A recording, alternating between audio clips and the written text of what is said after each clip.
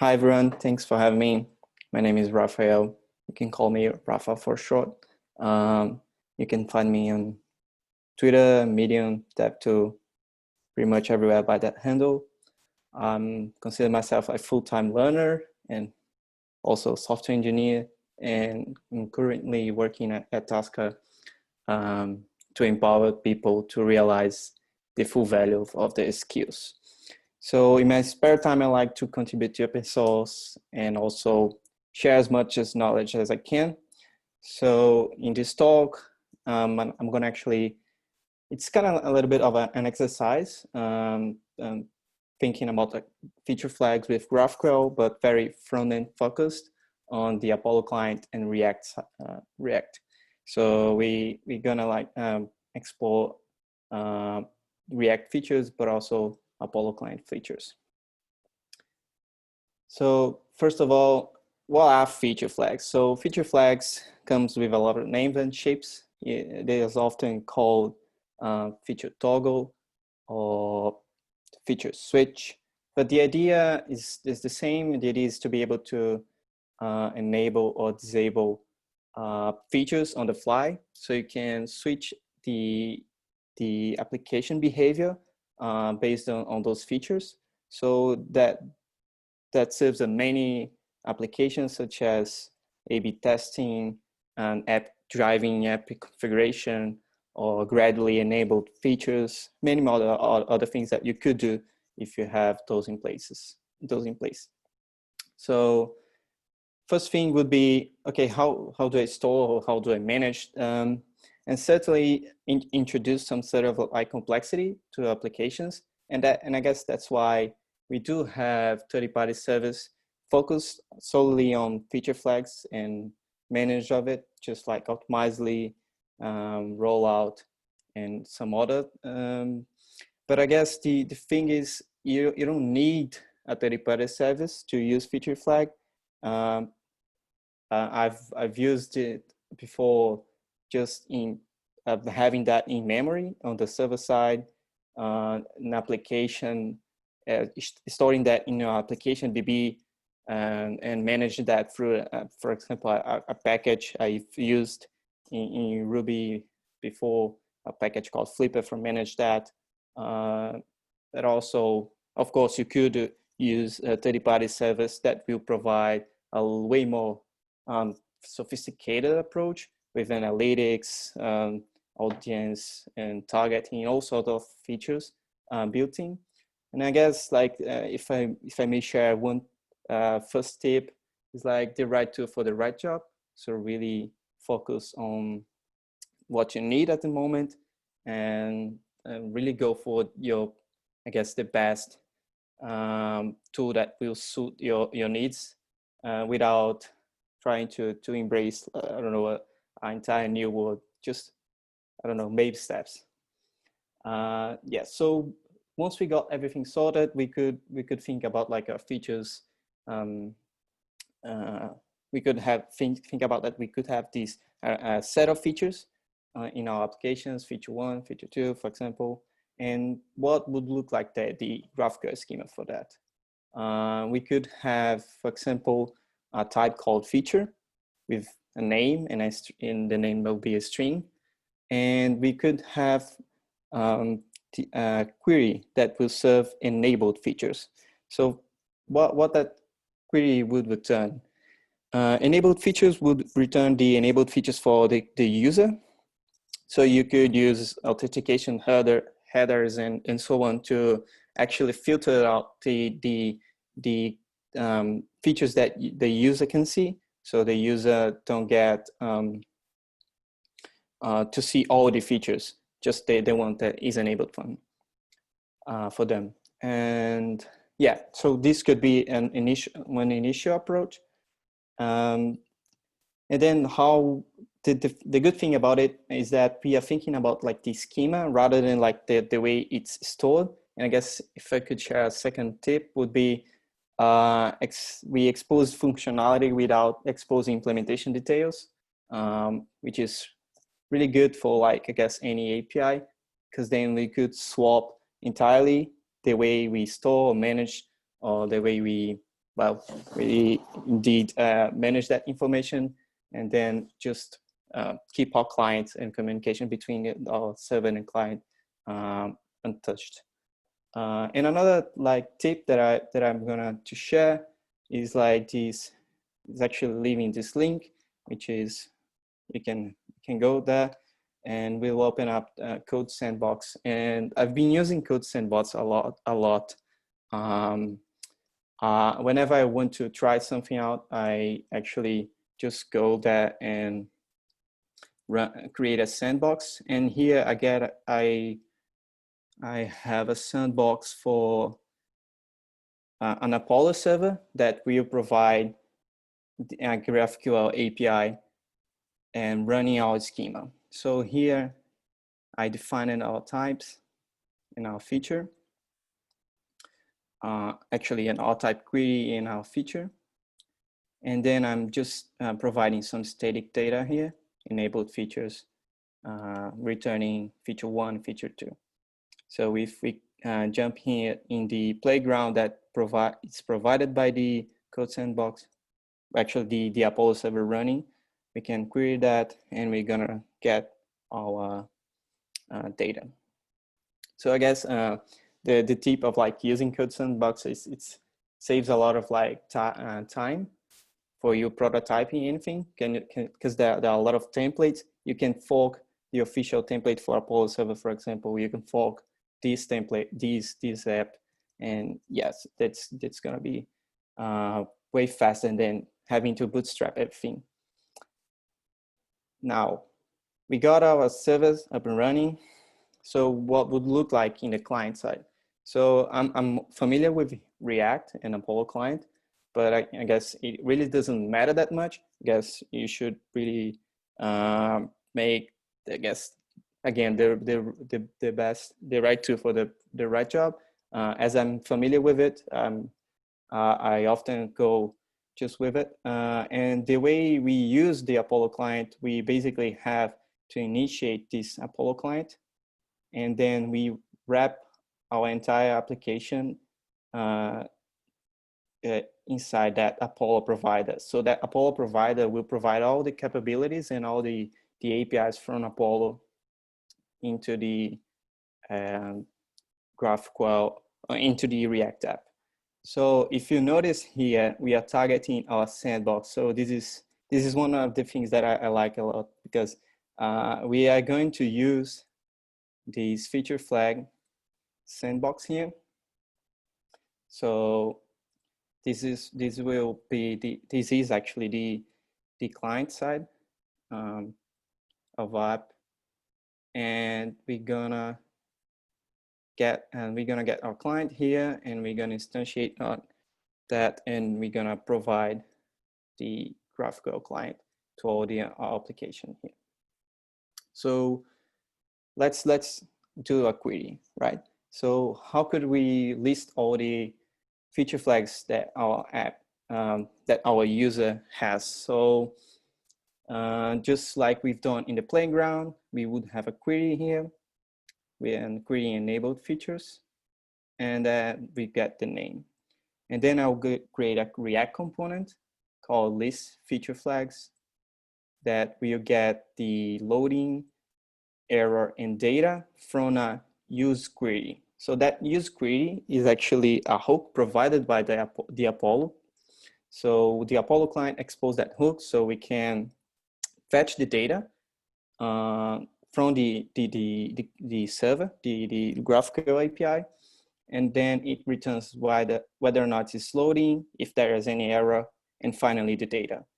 So here I'm like just returning a loading state when it's loading, then a error state if that's if any error occurred. And if that's not the case, we have some data. I'm gonna just display the list, and I'm gonna map through all the data that we got, and I'm gonna display an item in a list for every feature that we got. So if we quickly copy that and jump in our sandbox, paste it here, and I'm gonna copy that component and put in our app. So just by doing that, we're gonna get our loading state, and then we're gonna display all of our features. So that's really good. We are talking between two code sandbox here, and to display this list of feature flags. So how can I leverage on the knowledge about the feature flags that that the user current has to know if a specific feature is enabled? So that's the next step, right? So for that, I personally gonna create a hook called use feature flag, and the way well, with the hook is like a way that React provides. It's an API from React for like hooking to the React state lifecycle and many other like React capabilities. So you could be using like other ways of doing it would be like using high order component, render props. There are another approach in the React world, but I'm just using a hook here to encapsulate that logic.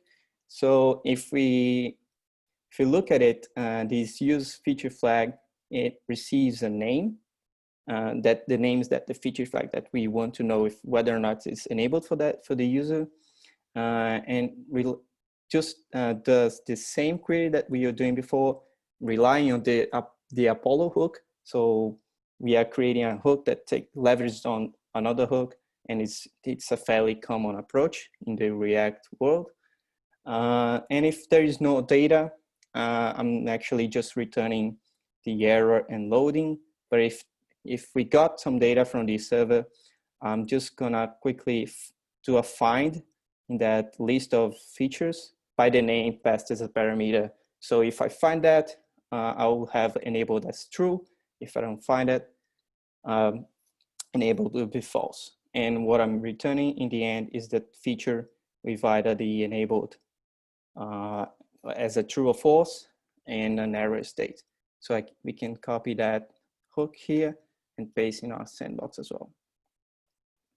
So how do I use that hook? Similarly, as we use to query all the feature flags, we could use that hook in a component. So for example, imagine that I want to render a component called menu, but I got two versions that I'm switching on and off based on the feature flag.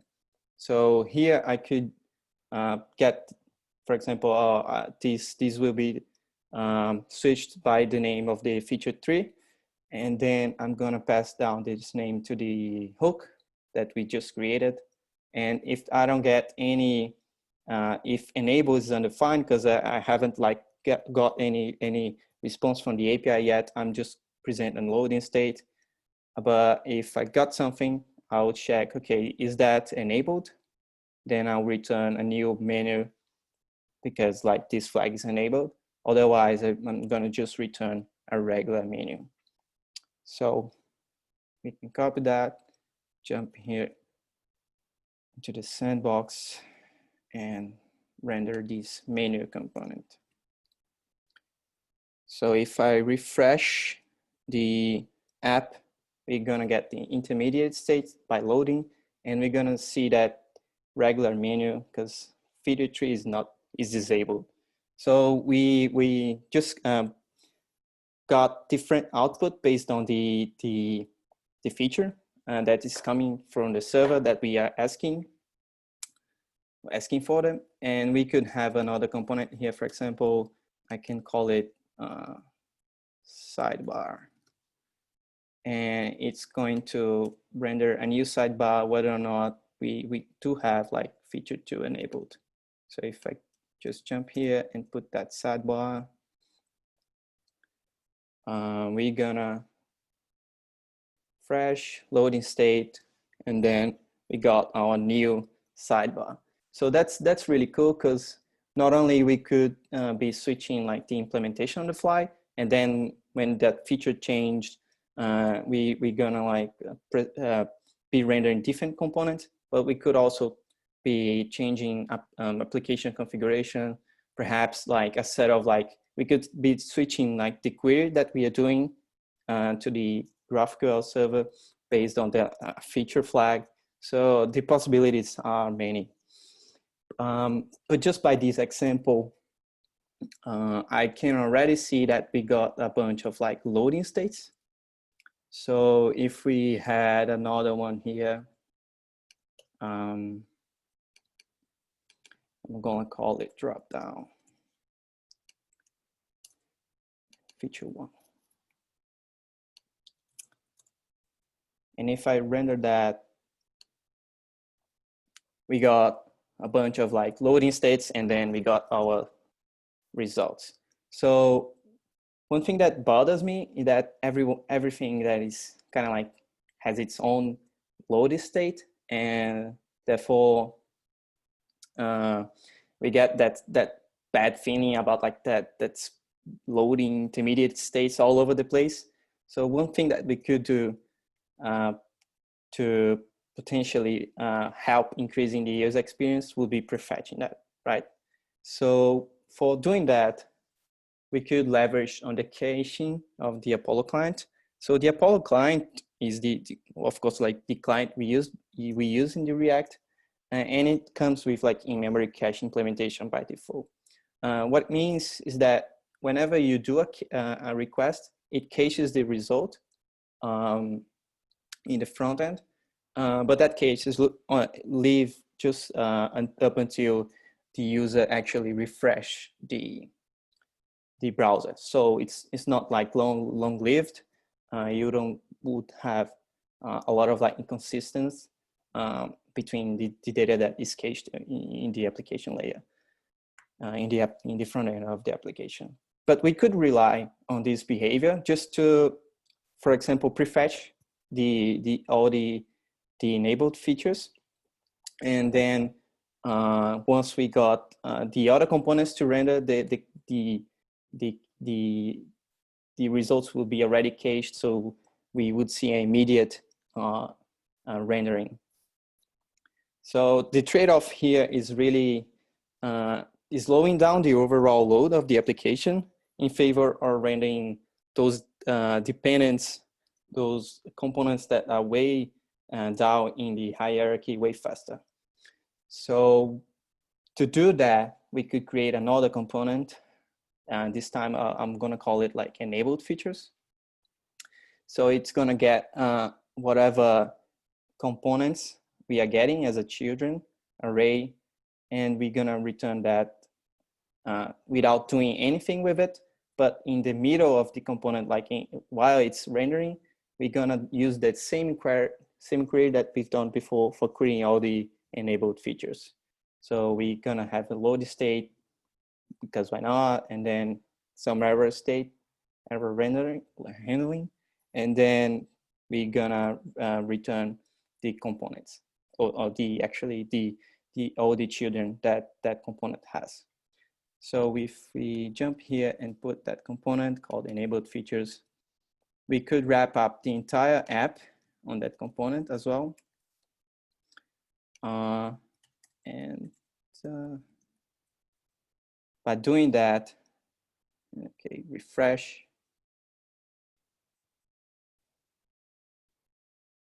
We got one single loading state, and then your app's like in the final state, it's ready. So all the subsequent queries would be already cached.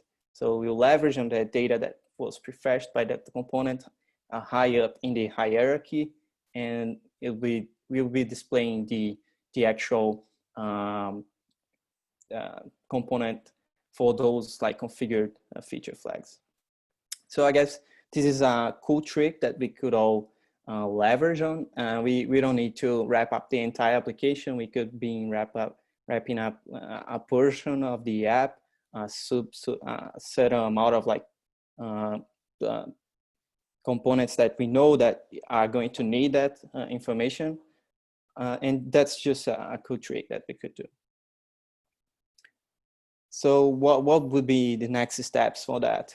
I guess if I may share another tip would be start it simple, because I guess we could start like with our schema thinking like in a ideal world, where we could potentially have variations in our feature. So a lot of like third-party servers just does provide, and you can actually implement, feature flag providing variations. So rather than like having the variations dictated in the front end, you could have them like installed or like templated in the backend, and then you could you could receive those variations or keys for those variations and swap the variation depending on that feature flag for that user. We could also, of course, override defaults on components and hooks.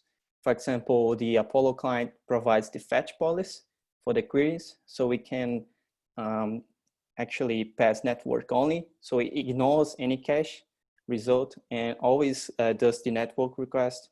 There are some other ways of doing it as well. There is a fetch policy that you can hit the cache first, and then you just simply renders the result of the cache, but it does do the network request in the background, and then it updates with the result in the background. And we could also introduce a new query, because we could potentially ask directly to the server if a certain feature is enabled or not. So we could have a is feature enabled, passing down the name of the feature and getting whether or not that feature is enabled for the user or not. So I guess that was it. That was that I had to share, just like an exercise of like implementing and thinking about like the way we could use React, Apollo, and of course GraphQL to switch implementations and work with feature flags. Thanks.